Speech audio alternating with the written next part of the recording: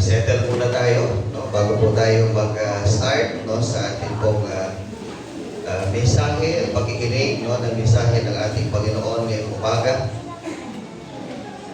Ang ating pong pakikinggan ngayong umaga na salita mula sa ating Panginoon.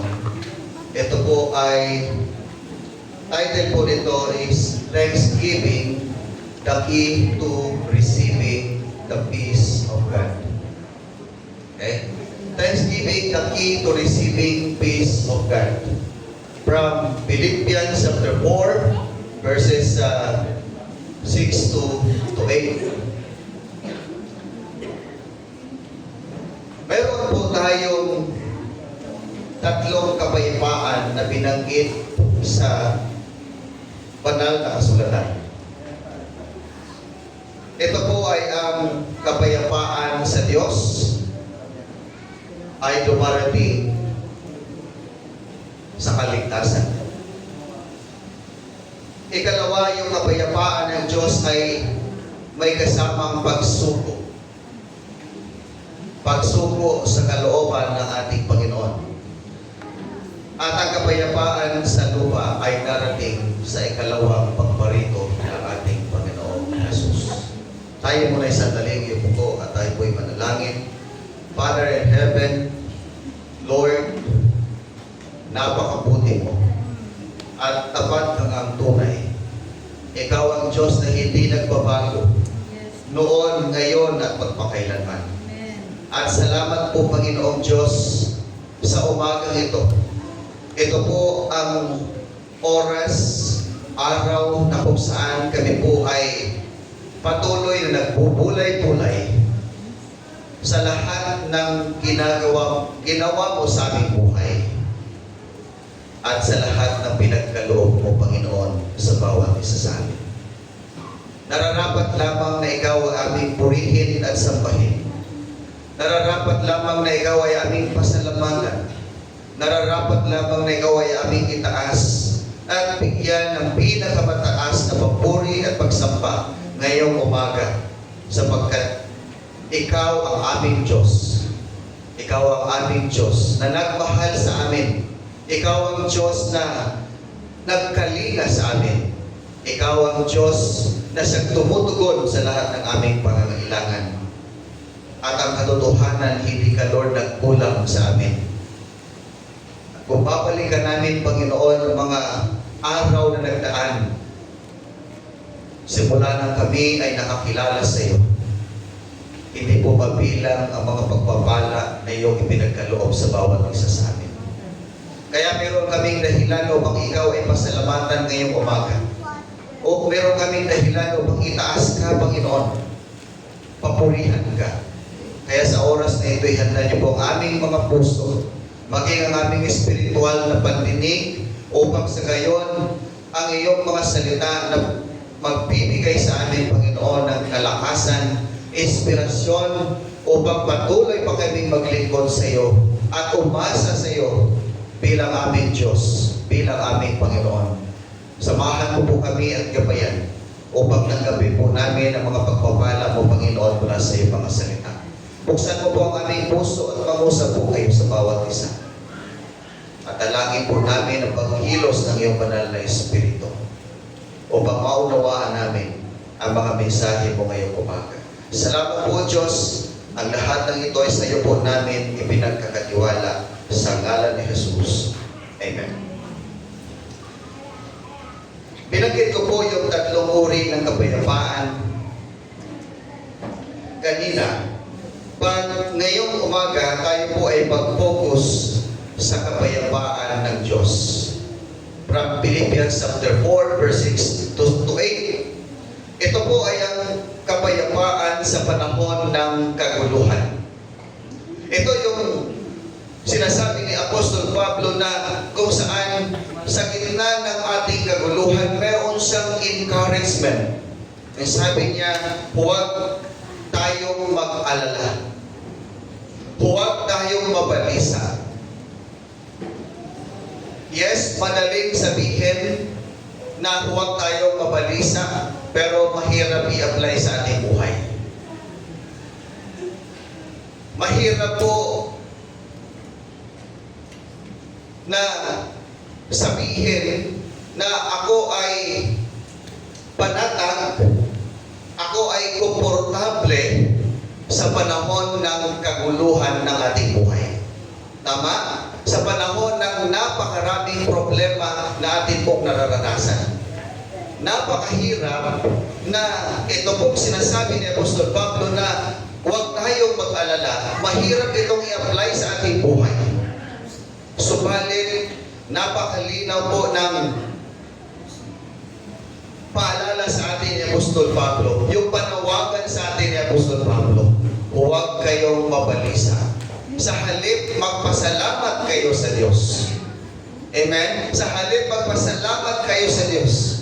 Sapagkat ang susi po ng pagkakaroon ng pusong nagpapasalamat upang hindi tayo mag-alala, ito pong kapayapaan na ibinibigay ng Diyos sa ating puso. Kaya tayo po ay nakakapamuhay ng kung saan walang malayo o malaya sa anumang alalahanin sa buhay because of the peace of God that He has given us. At natututo po tayong nagpapasalamat sa ating Panginoon. Now the question is, bakit ang pasasalamat ang susi sa kapayapaan? Dito po ay pinapanawagan tayo ni Apostol Pablo, and he said, thanksgiving calls for looking up. Ang panawagan po ni Apostol Pablo na sa ating pong pagpapasalamat sa Diyos, tayo po ay nagagawang tumingala sa itaas.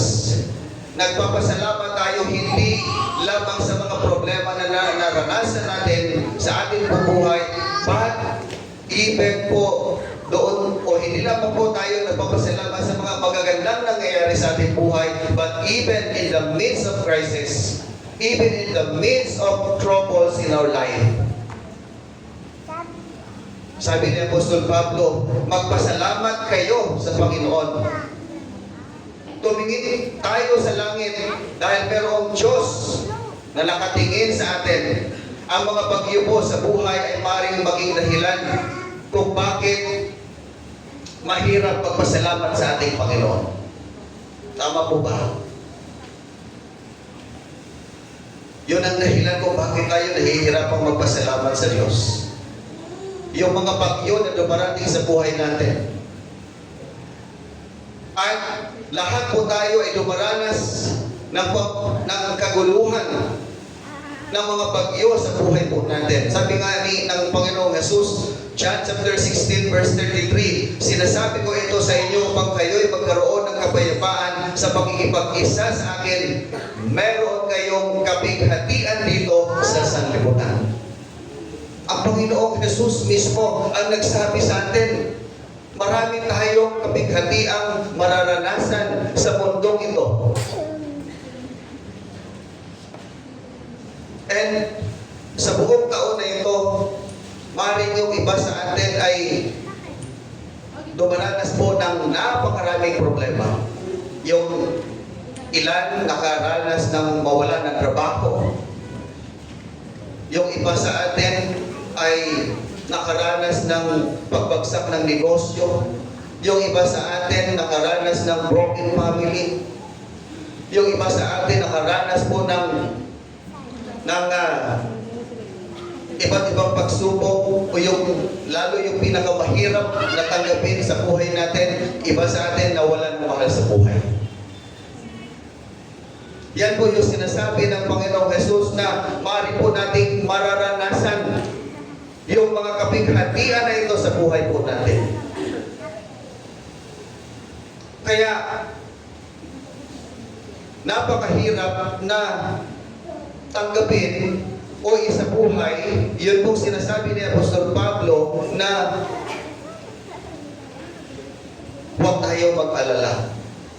But church, ito po ay kanyang panawagan upang tayo po ay palakasin. Dahil meron tayong Diyos na nakatingin sa atin. Amen po ba? Amen. Tumingala lang tayo sa itaas at humingi tayo ng tulong sa ating Panginoon. Ang buhay po natin ay katulad ng isang magsasaka. Katulad po ng isang magsasaka. Sa ating pong bansa, lalo na po sa yung mga magsasaka, nagtatanim ng palay, 2 beses nagtatanim sa isang taon, 2 beses din po nag-aanim. Meron tayong 2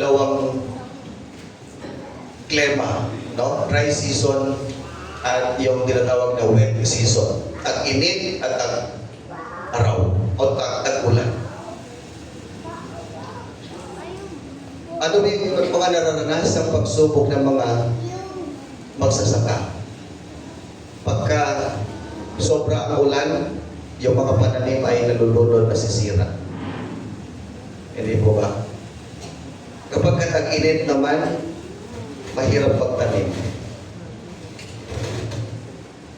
Pero habang sila po ay nagtatanim, inaasahan nila na pero sila aanim. At yung unang harvest po nila, talagang pinagpapasalamat nila sa Panginoon. Kaya nga nung unang panahon, kahit sa Old Testament, yung first harvest nila ay kanilang binibigay sa Panginoon bilang kanilang offering, bilang tanda ng kanilang pasasalamat sa Diyos dahil napagtagumpayan nila ang mga pagsubok sa buhay nila.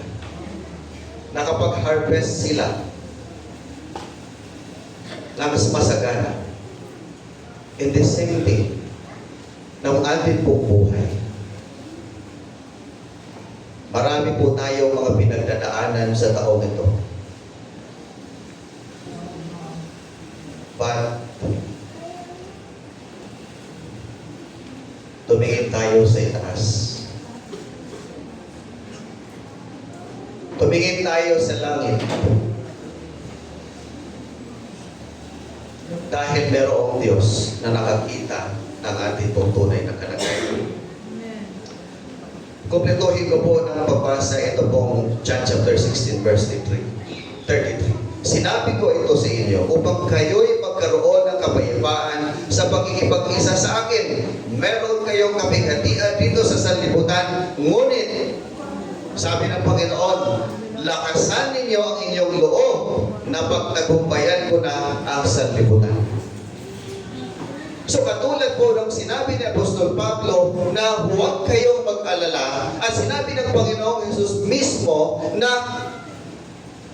lakasan ninyo ang inyong loob sapagkat napagtagumpayan niya na ang lahat ng kapighatian sa mundong ito. Ibig sabihin, kailangan lamang nating tumingin sa Kanya, tumingin po sa ating Panginoong Diyos upang magkaroon po tayo ng pag-asa at magkaroon po tayo ng kapanatagan sa ating puso at sa ating isipan at meron po tayong dahilan para magtiwala sa ating Panginoon at magpasalamat sa ating Panginoong Diyos. Amen?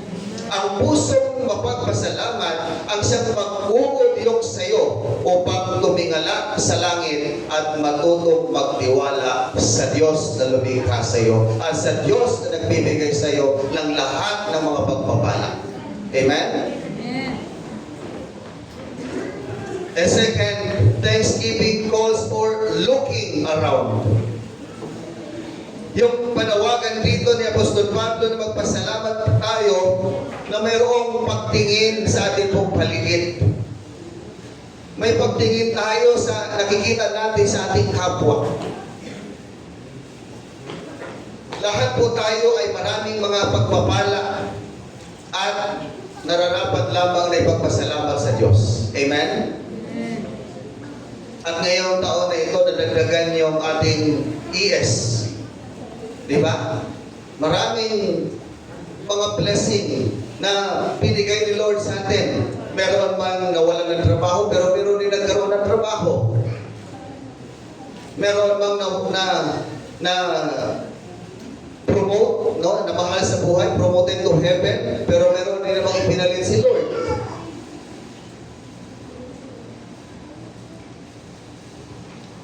At meron din namang mga pamilya na nagkakaayos at nagkakabalikan at nagkakasundo-sundo.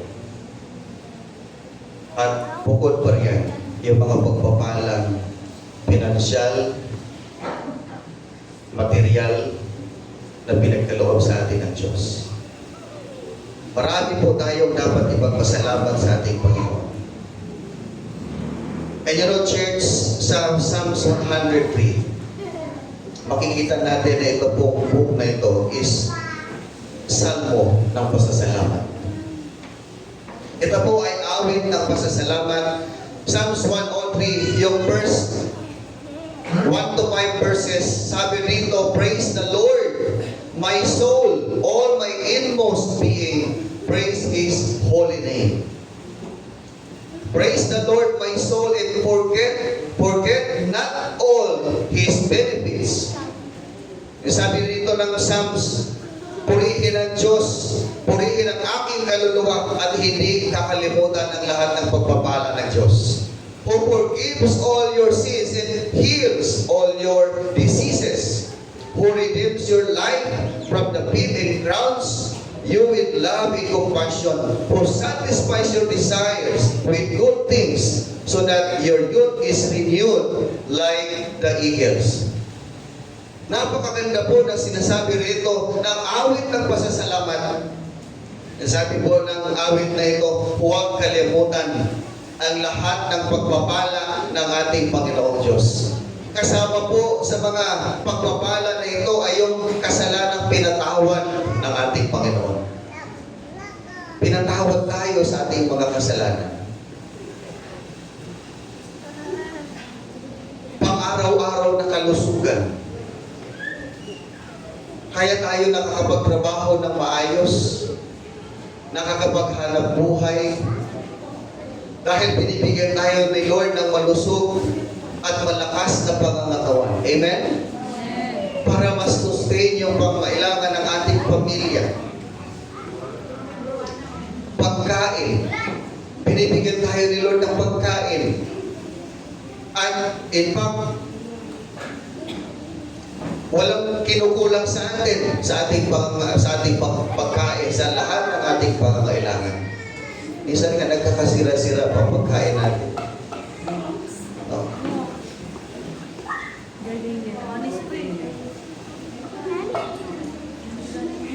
Kila Pastor Dante, yung gardenia nila, hinahayaan lang nila na mapanis.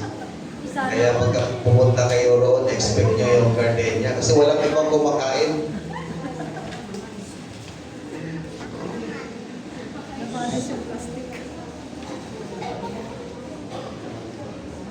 Kasama po sa pagpapala yung pamilya. Mga kaibigan. Pinabless tayo nito. Amen. Magpasalamat ka sa Panginoon dahil binigyan ka niya ng lakas para makapagtrabaho. Magpasalamat ka sa Panginoon dahil sa pamilyang binigay niya sa iyo. Pinapasalamatan ba natin ang pamilya natin?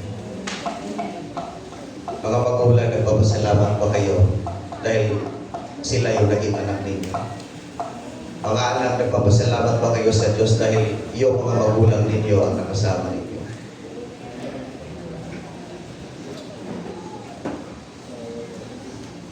Habang nabubuhay pa sila, ipakita natin yung ating pagpapasalamat sa kanila. Dahil mahirap po yung magpasalamat na nakaharap ka sa taon. Ibig sabihin, habang buhay pa, yung bawat miyembro ng iyong pamilya, mga anak, habang buhay pa yung inyong mga magulang, pasalamatan niyo sila. Pahalagahan niyo sila.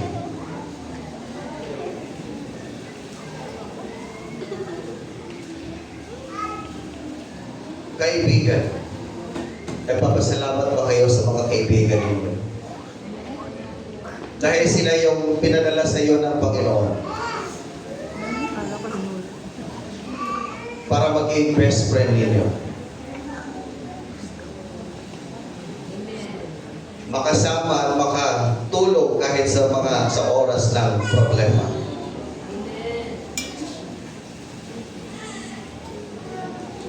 At higit sa lahat, balikan ko po yung sa pamilya. Pahalagahan po natin yung pamilya. Dahil kahit ano po ang mangyari, sila at pamilya po natin ang ating kakampi sa lahat ng oras. Amen? Kaya pahalagahan natin at mahalin natin sila. Yun yung mga bagay na dapat po natin pasalamatan. Yung mga taong ibinigay sa atin ng Diyos na dapat nating pasalamatan. At dapat nating simulan sa bawat araw ang magpasalamat sa Kanyang maraming pagbabala na ipinagkakaloob ng Diyos sa atin. Yung benepisyo ng pag-ibig na biyaya ng Diyos, nararanasan po natin. Yun po, benepisyo ng kaligtasan sa pamagitan ng ating pananampalataya. Yun po, benepisyo ng pagkakaroon ng salita ng Diyos na nagbibigay po sa atin ng encouragement, paalala, at nagtuturo sa atin kung paano po tayo mamuhay ng mayroong pagtitiwala sa ating Panginoon. At tayo din po, meron tayong pribilehiyo na makalapit sa ating Panginoon para manalangin at hingin natin sa Kanya, hingin natin sa Diyos ang lahat ng mga kahilingan po natin.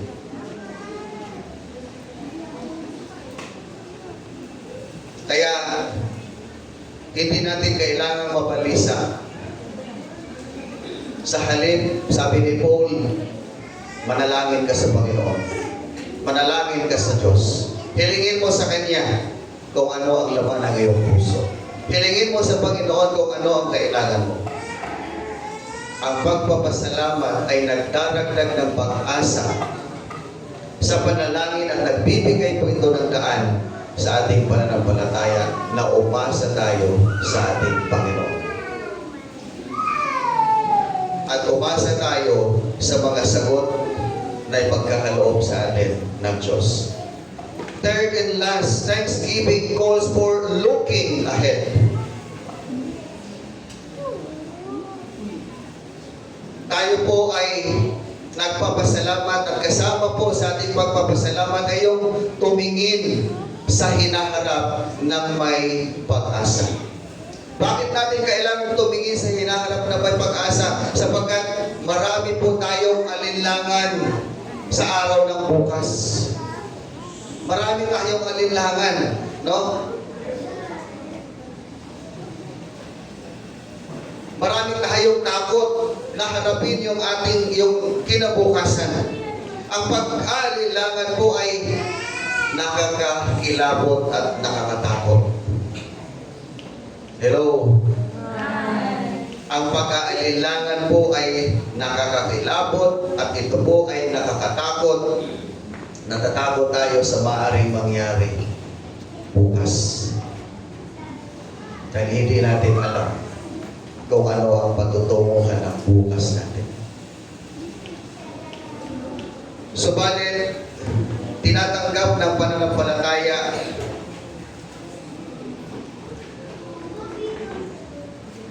ang ating hinaharap na mayroong pag-asa at inaasahan natin yung pinakamahusay, pinakamabuti na mangyayari sa ating buhay. Kaya sa halip na tayo po ay magmukmok, matakot, mag-alinlangan sa kapangyarihan ng Diyos, magtiwala po tayo sa ating Panginoon. Kung bigo man tayo sa taong ito, look ahead. Tingnan mo yung kinabukasan mo na punong-puno ng pag-asa. Punong-puno ng positibong pananaw. Katulad ng halimbawa, kung ikaw ay isang ama ng tahanan, nawalan ka ng trabaho sa taong ito, hindi ka dapat susuko. Dapat tingnan mo ang susunod na taon.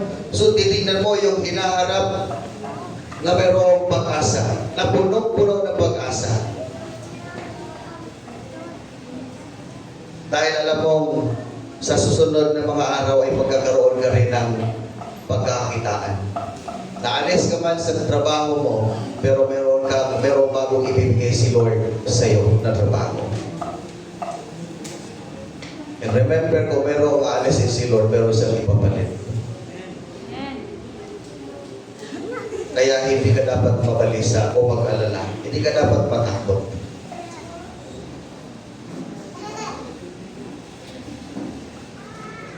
Sa mga ilan ng tahanan, paano po natin harapin ang bukas? Maring nagmamumukmo ka, nagmamaktol ka. Ang dami kong pagkukulang sa aking pamilya. Hindi ko naasikaso yung aking mga anak. Hindi ko sila nabibigyan ng sapat na pag-aalaga sa kanila. Hindi pa po huli ang lahat. Meron pang araw ng bukas na maaari kang makabawi sa kanila.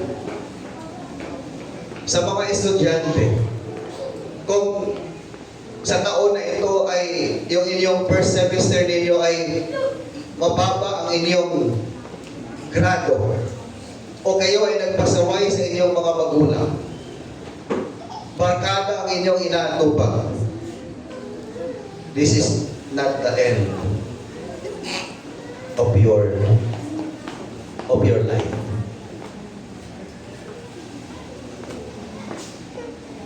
Itong susunod na taon, harapin mo ang bukas na puno-puno ng pag-asa. Pumawi ka. Amen, mga kabataan, mga estudyante. Magsikap ka pa sa pag-aaral. Bawasan ang barkada, lalo na yung barkada ang sumisira sa iyong pag-aaral at sa relasyon mo sa iyong mga magulang. Hindi po lahat ng kaibigan o barkada ay makakatulong sa iyo. Ang iba dyan ay sisira sa iyo. Amen? Napapalakpak si Mother. Palakpakan naman natin si Lord.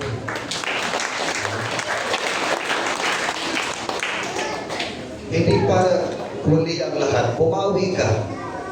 Lalo na sa mga ES natin. Yung mga nag-worry dahil mababa yung grades, hindi kayo sinusumbatan o hindi kayo aalisin sa inyong pong scholarship or sponsorship. Mag-aral kayo mabuti.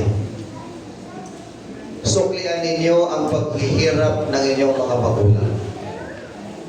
Suklian din ninyo ng mabuti yung mga taong gumagawa sa inyo ng mabuti. Amen?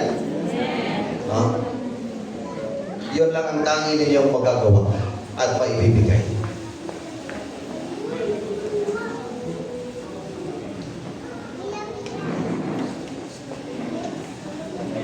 Kaya sabi dito ni Apostol Pablo, sa halip na ikaw ay mag-alala, mabalisa, ikaw ay magpasalamat sa ating Panginoon.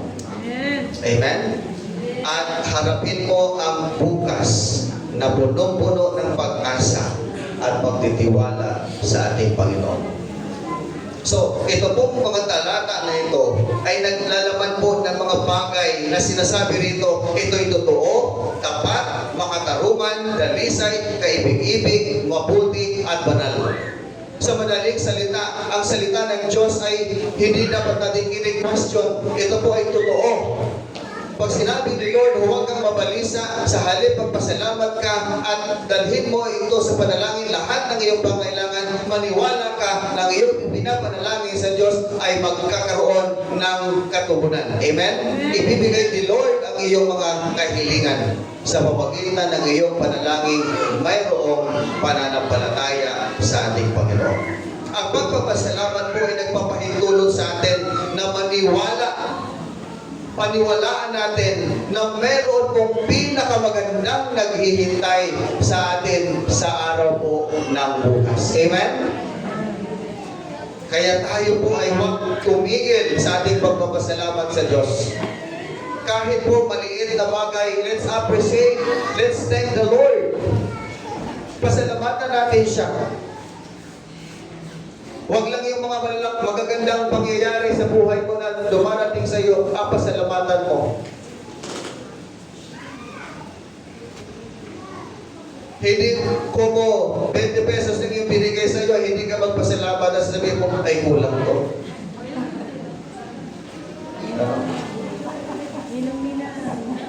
Appreciate even small things na dumarating sa buhay mo. Amen ba? Kasi anong sabi ng Panginoon, kung ikaw ay marunong magpasalamat sa maliliit na bagay, mas pagkakatiwalaan ka ng Diyos sa mas malaki at maraming bagay o pagpapala. Doon yung nagsisimula sa maliit.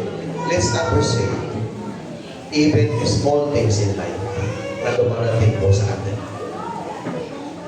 Church, ang iyong isip ba at puso ay lugar ng pagpapasalamat.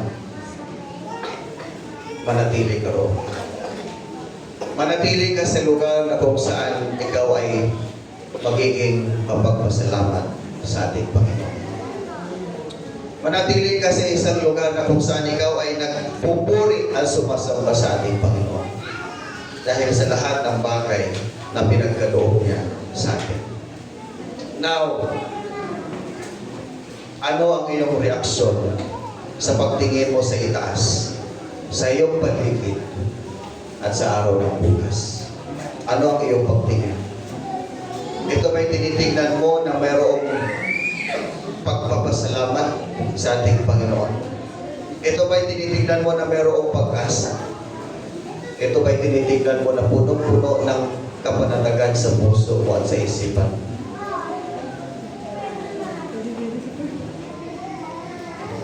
O tinatakot ka ng realidad ng buhay? Tinatakot ka ng lahat ng kapighatian? Kaya po tayo hindi makausap. Kaya hindi po tayo makapag-move on. Dahil yung mga nakaraang kapighatian na naranasan natin at kaguluhan ng ating buhay ay hindi pa rin natin tanggap at hindi pa rin isinusulong sa ating Panginoon. Huwag mong katakutan ng realidad ng buhay. Sa halip, lumapit ka sa Panginoon, humingi ka ng tulong. God is our helper. Amen? God is our helper. Ano man ang pinagdadaanan mo, kaya ng Diyos na alisin yan. Isuko mo lang yan sa Kanya. At huwag kang matakot na harapin ang mga realidad ng buhay. Lastly, humingi sa Diyos ng pusong pinapahalagahan ang Kanyang mga pagpapala araw-araw. Church, pwede po ba tayong tumayo at umawi tayo sa ating Panginoon? Let's sing the goodness of God. Praise and worship.